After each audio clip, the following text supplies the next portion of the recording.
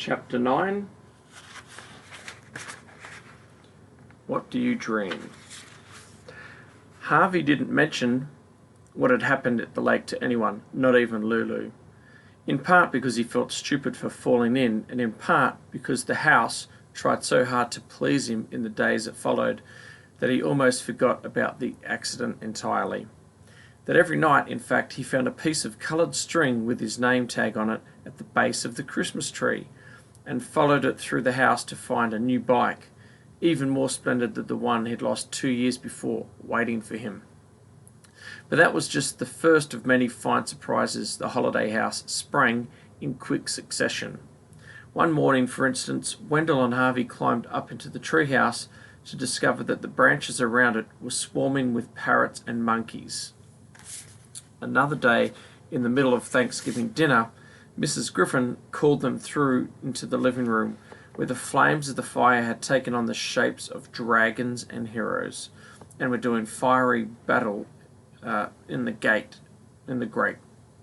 And in the heat of one of the lazy afternoons, Harvey was wakened from a doze by a chorus of shouts, and found a troupe of mechanical acrobats performing clockwork, defying feats on the lawn.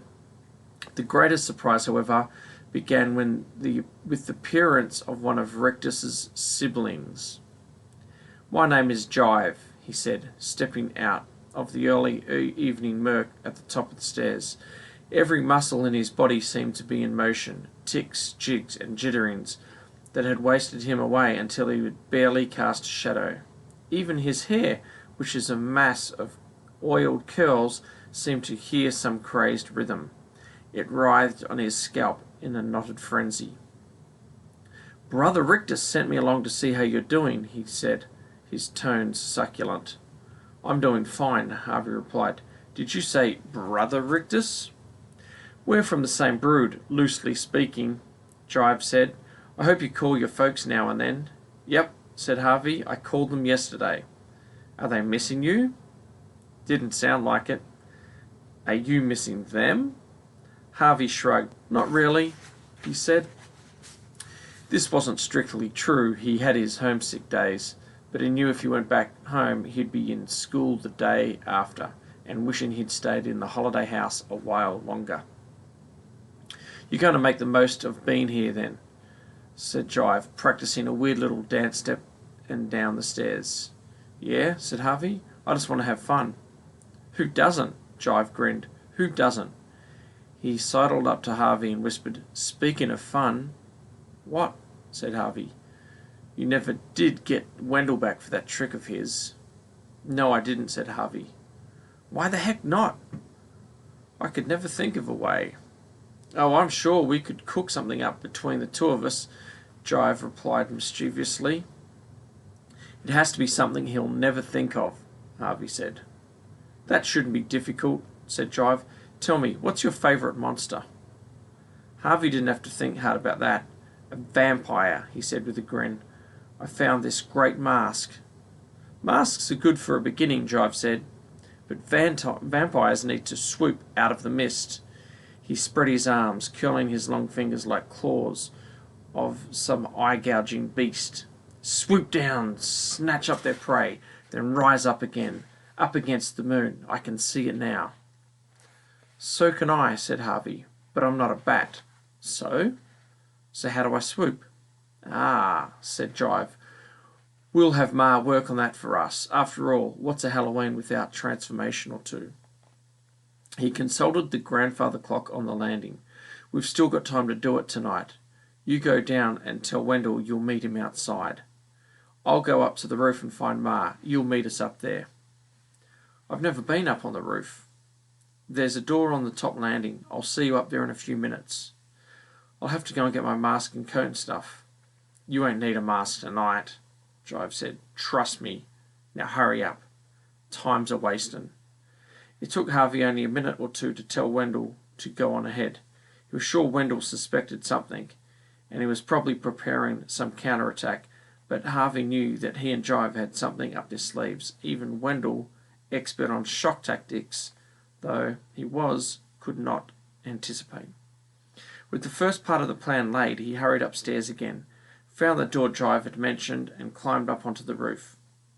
Heights had never bothered him. He liked to be up above the world, looking down on it. "Over here," Jive called to him, and Harvey took off along the narrow walkways and up the steep roofs to where his fellow conspirator stood. "Sure-footed?" Jive observed. "No problem. How about flying?" said a third voice, and its owner stepped from the shadows of a chimney.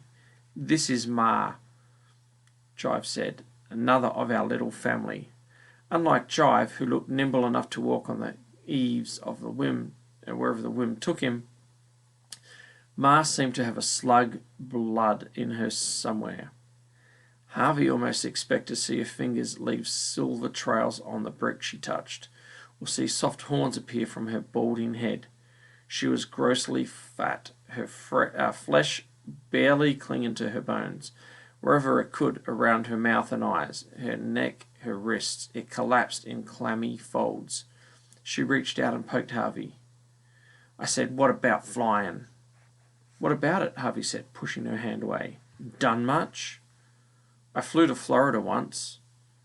"She doesn't mean on a plane," Jive told him. "Oh, in dreams maybe," said Ma. "Oh yeah, I dream about flying." "That's good," Ma replied, grinning with satisfaction. She had not a single tooth in her mouth. Harvey stared at the empty moor in disgust. "You're wondering where they've gone, aren't you?" she said to Harvey. "Go on, admit it." Harvey shrugged. "Well, yes, I am. Kana took them, the thieving brute. I had fine teeth, beautiful teeth." "Who's Kana?" Harvey wanted to know.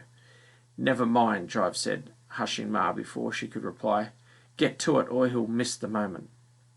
Ma muttered something beneath her breath, then said, "Come to me, boy," extending her arms in Harvey's direction. Her touch was icy. "Feels weird, huh?" said Jive, as Ma's fingers floated over his face, brushing it here and there. "Don't worry, she knows what she's doing." "And what's that?" "Changing you." "Into what?" "You tell her," Jive said. "It won't last long, so enjoy it. Go on. Tell her about being a vampire." "That's what I want Wendell to see," Harvey said. "A vampire?" Ma said softly, her fingers pressing harder against his skin. "Yeah, I want to have fangs like a wolf, and a red throat and white skin, like I've been dead for 1,000 years. 2,000, said Jive. 10,000, said Harvey, beginning to enjoy the game. And crazy eyes that can see in the dark, pointing ears like bats' ears. "Wait up," Ma said. "I've got to get all this right." Her fingers were working hard upon him, as though his flesh was clay and she was moulding it. His face was tingling, and he wanted to reach up and touch it, but he was afraid of spoiling her handiwork. "And there's got to be the fur," Jive observed, sleek black fur on his neck. Ma's hands dabbled at his throat, and he felt fur spouting where she touched him. "And the wings," Harvey said. "Don't forget the wings." "Never," said Jive. "Spread your arms, boy," Ma told him. And that's a picture. Ooh. He did so, and she ran her hands along them, smiling now. "It's good," she said. "It's good." He looked down at himself. To his astonishment, he found his fingers were gnarled and sharp, and leathery flaps were hanging from his arms. The wind gusted against them, threatening to carry him off the roof then and there. "You know you're playing a dangerous game, don't you?" Ma said as she stood back to admire her handiwork. "You'll either break your head or scare the life out of your friend Wendell, or both." "He won't fall, woman," Jive said. "He's got a knack of his. I can tell just by looking at him." He peered at Harvey with his squinty eyes. "Wouldn't it be surprised if you weren't a vampire in another life, boy?" he said. "Vampires don't have other lives," Harvey said. The words were more difficult to say with a mouthful of fangs. "They live forever." "That's right," said Jive, snapping his fingers. "So they do, so they do." "Well, I'm finished," said Ma. "You can get going, boy."